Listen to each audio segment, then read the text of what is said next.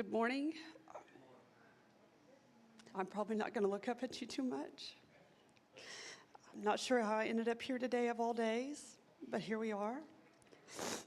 I'm struggling just to hold it together in a Walmart, so this could be a real mess. I'm just going to read, which I don't normally do, but that'll probably be our best bet of making it to the end. We all have habits and patterns of behavior, things that bring comfort or repeated reactions to difficult circumstances. I have always been a runner, not liking track, even though I did that a little and wasn't very good at it, but a person who runs away when things don't go their way. My earliest memory of running away, I think I was 6 or 7. My mom wouldn't allow me to add any more sugar to my tea.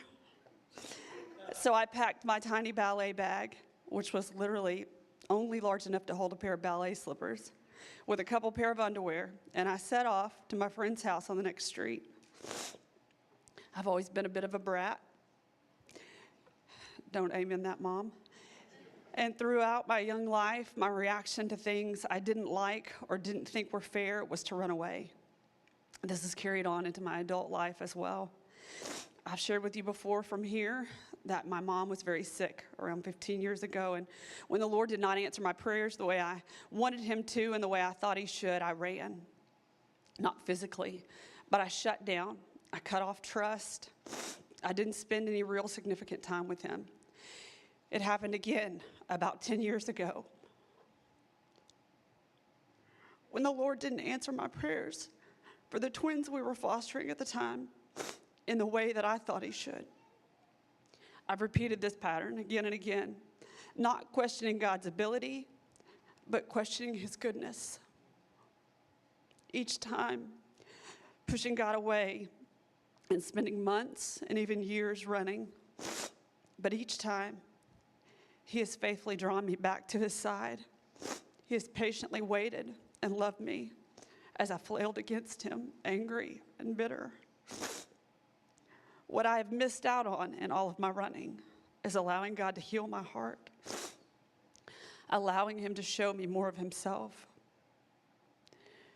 to forge a deeper and more meaningful relationship with him. Over our 10 months in Regen, I watched a group of ladies figure out what their patterns of sin were. I watched them get brutally honest with themselves, our group, and God about behaviors they were repeating and finding the source of where those behaviors started. The work is hard and sometimes really painful, but I believe we would all tell you that it was worth it. It isn't a magic formula, and you won't come out of the 10 months completely healed of all your issues. Even today, as I wait to see how God will rescue my youngest son out of an incredibly dangerous circumstance, I stand before you with my shoes tied up tight, my feet in the starting block, and every muscle tense and ready to run. But I'm fighting to choose to stay near to the Lord. I'm speaking truth to my heart to come against the lies the enemy is attempting to use to fire the starting pistol and send me sprinting all over again. I came into this battle more prepared because I knew what my own reactions would likely be. I also knew the truth of who God really is. Not a genie in a bottle waiting to grant my every wish, but a holy, omnipotent, omniscient God who not only knows what he is doing, but he is also good, and he loves me, and he is working for my good, and for Judah's good, and for his glory. And even as I stand here this morning, many of you are the answer to prayers I prayed a long, long time ago, and I'm encouraged that he'll do it again. Thank you.